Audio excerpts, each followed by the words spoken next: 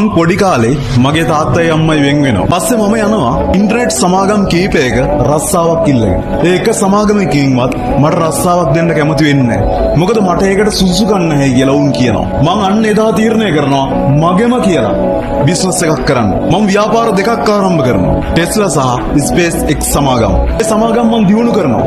සතියට දවස් 7ක් පැය 22 ගානේ අඛණ්ඩව වැඩ කරනවා. නිදාගන්න පැය දෙක තීන්ත කඩේක නිදාගන්න. 2008 වෙද්දි ව්‍යාපාර වැටෙනවා.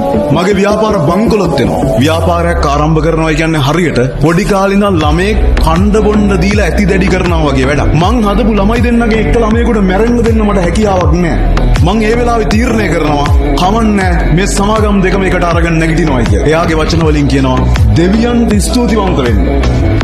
මට පුළුවන් වුණා සමාගම් දෙක නැවත පාරක් දියුණු කරන්නයි කියලා. ඔහු දුරකථනයක් නිර්මාණය කරන අනාගතේ චාර්ජ් කරන්න නැතුව පාවිච්චි කරන්න පුළුවන්. ඔහු පෘථුවිය වටේ එක පැයක් තුල ගමන් කළ හැකි යානාවක් නිර්මාණය කරනවා. ඔහු කියනවා